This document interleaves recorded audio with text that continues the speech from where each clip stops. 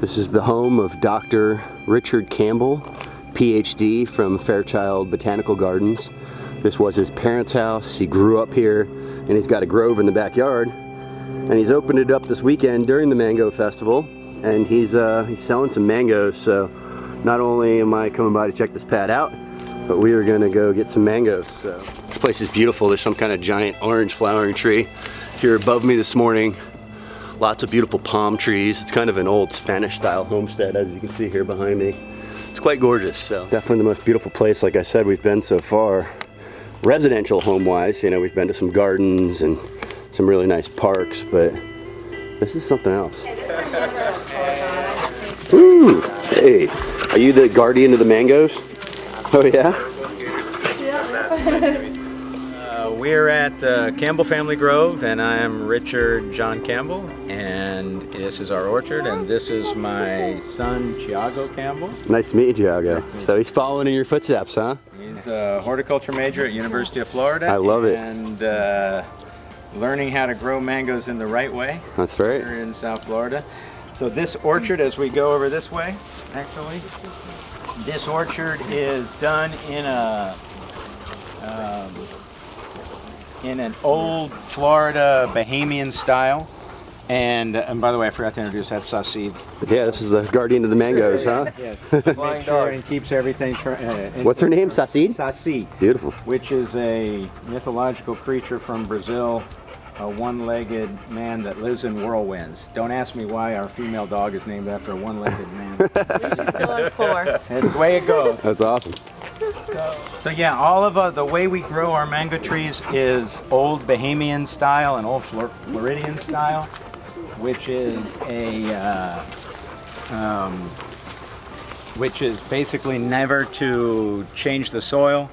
It's to keep the soil the way it is, with all of our sinkholes and very low, no inputs, so there's no synthetic inputs at all. No amendment of soil, and what that does is it allows for just very low inorganics and high organic, and the only way they can get any fertilizer or any nutrients is from the organic matter, because we have a very thin layer of organic matter here. Nice. So here in this part of Florida there is no sand, it's all rock. This is an old reef that raised up out of the ocean a long time ago. So we have basically we have a calcareous calcium carbonate rock base with holes in it. Wow. I've seen your tree planting videos, so how are you digging holes? You using dynamite out here? Or? We, Tiago and I. Tiago, huh? You're the hole digger? Yeah. All right. That's how you got the muscle. Very cool. We'll close this there behind us. Oh wow, so instead of mulch we have rocks around the trees. This is pretty cool.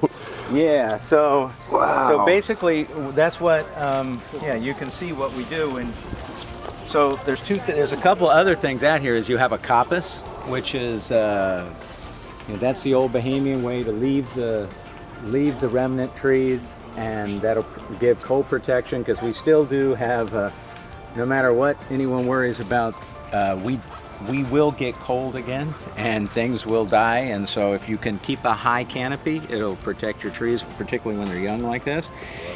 And then we just dig a hole deep enough to accommodate the tree, and then put the tree in, put the rocks around it. That way you protect the trunk. The trunk of the tree is obviously always the most sensitive place. What you see on the trunk there, that's tanglefoot. Wow. To keep the ants off it. Yeah, so you actually keep the rocks there to collect heat during the day and emit at night for the trees? And then actually that, and then the other thing it does during drought time, you get dew forming on that waters your trees too. That is smart. This is an old Bahamian, old Florida Keys way to do trees. And in times when we were in really heavy drought, this really works. It's one of the best ways to do it, so you don't have to worry about watering your trees. What's your overstory? This is pigeon plums, and there's also carambola, huh? Well, oh, kind of. That's the tree that put me to college. Wow. That was the original Golden Star tree, and it's kind of a sad story now, because I'm actually going to remove that but that was a tree planted by my father, and this tree is now, you know, it's old and it's shading my mango orchard, so I'm going to remove it. But we've propagated it and we have it in another place, since that is the original Golden Star tree. Very cool. And was this just from a seed here too? You just planted it in freaking nature? no, Or? my father bred that. My father was a state extension specialist for tropical fruit at University of Florida. So that's what, at the experiment station in Homestead. Very nice. So they bred this from a set of seedlings out of Malaysia, and that goes way back into the 50s. Wow. And so, and the other thing, this whole property was all done without a single power tool. Okay, I don't cut anything down with a chainsaw, and I don't use anything in here except hand saws and clippers and things like that, because I don't particularly like noise, and I don't particularly like this orchard was planted in honor of my father, and my father loved to do things in a real sustainable, non-footprint way, and to try to do mangoes, and mangoes fit better with that than anything. So you have in here, you have about 40 different varieties. Wow. And it's actually less than half an acre with 195 trees right now, and it'll eventually go up to about 220 trees in a half an acre. So you're doing a lot of pruning. A lot of pruning, and it's already started. You can see the trees, and you have to be careful when you walk because of the sinkholes. So this is what I'm talking about, our natural... Oh, look at that native firebush coming up in there. Exactly. And these are our... Wow. So those are the holes that are just everywhere in here, and they get maidenhair ferns and... That's literally a neck breaker. Wow. Yeah, and it's hard to mow around it. I bet. You can see these are Angie's right here. Actually, there's one on the ground there. Let me get over here and get it. How old is this planting? All right, so this was started in. Normally, by the way, I would never harvest a mango off the ground. We harvest them off the tree and ripen them up off the tree. When they hit the ground, they bruise, so we don't normally do that. That one, I didn't see it when it ripened. This was planted in 2015, so this is the third year. So you'll see some of these trees are a little bigger because I moved them in here as larger trees. Wow. So like these first trees here were moved in here, were probably 6-year-old trees, and the ones like right there that have the fruit on it, that tree was moved into here on Christmas. That one was planted on Christmas Eve this year. Very cool. As we root pruned it, picked it up, and carried it here. These are transplanted from around the ground, and you've had some good success, obviously. I never lost a single one. Wow. It's ahead of time, and you wait. Well, because I didn't know when we had to do some root pruning rather quickly, and so I only actually root pruned these for a month, Okay. and then moved them, which is way too fast. Yeah. And some of them suffered greatly, but some of them carried fruit, like that one there. I mean, you can see it still has the fruit on it. And That's from this year, you said. yeah, no, this was about 6 months ago. And so you have to, when you do it that way, that you got to keep them watered every day, and you got to make sure and keep an eye on them and do it right. It's not the way I would normally want to plant my orchard, but it's the way we ended up doing it, because so many of the trees in here are proprietary. All right, so we own these. Not Angie, but we own other Your varieties in here, and on the patent on them. So we're going to own the patent on them, and so we have to put them here on our property so that we don't, so we can keep control of them. And the way we'd rather do it, though, is like this, which is a smaller tree. The great thing of when you have access to the best germplasm in the world and you know how to graft, you can do pretty much anything you want. So these are all, what they are is 5 trees each of different cultivars. And Each tree is 5 cultivars. no, there's 5 trees each of single tree of a cultivar. I never multiple graft because multiple grafts are really hard to keep control pruning wise, and if you do it, it's hard to, you can't control the growth. Very, very hard to do it. Some interesting tape on these. What is that? So that's the tanglefoot. That's that tanglefoot you were talking about? Yeah, and so the tanglefoot, what we use is that the ants tend all of the scales. So we put tanglefoot on there to keep the scales and the mealy bugs off. So interesting. I had one of my employees tell me he found that stuff online, and we're having an ant problem in the greenhouse on our red radius cherries, and Yes. I thought about putting it on there. Now works. I'm going to try it. Yeah, I'm sold It's now. just a little labor intensive, but it works very well. And you just have to refresh it occasionally. It's not this, it's this, right? It's this, yeah. This is just tape. This is tape, yeah. This was, and I normally wouldn't, see that's already too old. It needs to have new. Ready to be recoated. Yeah. Which I'll do once I get going. Most everything's been harvested off of here already for the year, and it's over on the porch that we're going to eat in a minute. So you're pretty focused on early mangoes here then, huh? Yeah, and the reason is I always wanted to get, it's fun growing mangoes until it starts to rain every day. Once it starts to rain every day, it's a job. It's really tough. Now we do have mangoes that'll run all the way through the summer, but I really focus on mangoes that come off. We start harvesting in here in March.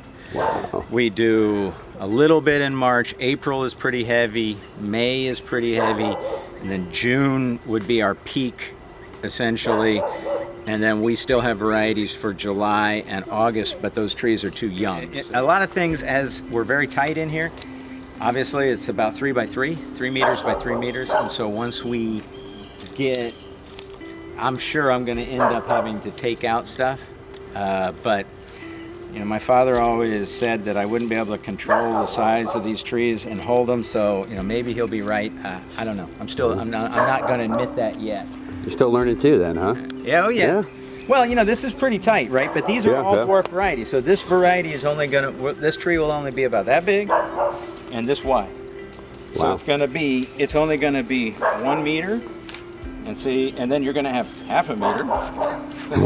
So I'm kind of cheating with my feet, but, so this is gonna be pretty tight. So actually we'll have to let these grow together, but there's an entrance into here, so that's why we did it that way. But, that's why all the varieties that are planted right along this path are all very dwarfy varieties. These guys are just, I mean, they don't get very big. So, and we're also using rootstocks that'll control size too. And no herbicide, no fertilizer, no chemicals. I mean, no herbicide, the fertilizer's coming from our chickens, and we definitely don't herbicide. We pull the weeds and use a mower, and nice.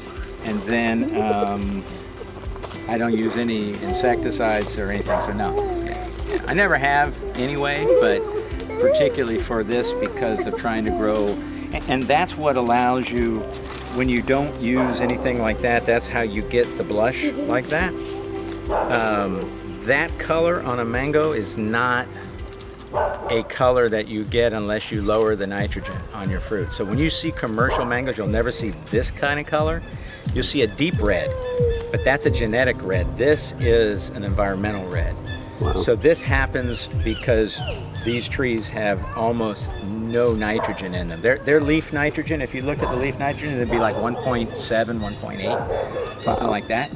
And that's low, okay? I mean, normally they want to run, people commercially run this at 2, 2.5.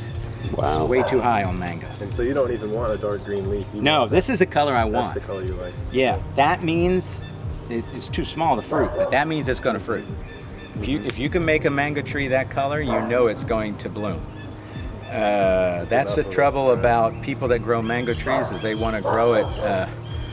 You know, I'm not growing it as an ornament. I mean, it's ornamental, but it's I grow it in order to make it bloom and fruit. And so by lowering the nitrogen, you get that effect. So you can see, like, when people look at this, they'll say, you know, that looks great, except, boy, your tree's yellow. It's like, no, that's right. That's what I want. And that also means that it's not out of control. You can see how short the internodes are on these things. These are dwarfy. I mean, this is a dwarfy tree. I mean, look, that thing's flushed 1, 2 flushes already that are only this long, all right? Now you take some real vigorous mango trees, and when they make a single flush, it'll be this long. So that's okay. And I want to try to keep these as calm as possible. The whole point of doing a grove like this is to keep everything calm. calmer the better.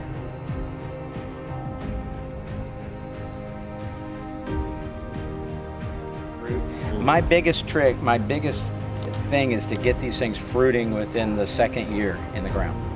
And if I can get them fruiting, I can control it. Yeah. It just ruins the flavor. Yeah. So that's it, everything is totally different when you grow them this way.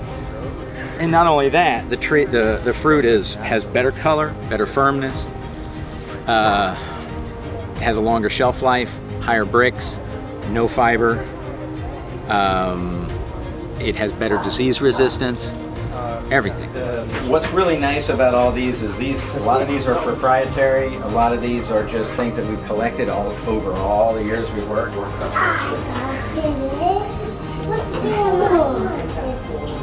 Yeah. He's the mango master. I've been waiting to see how our master cuts up a mango.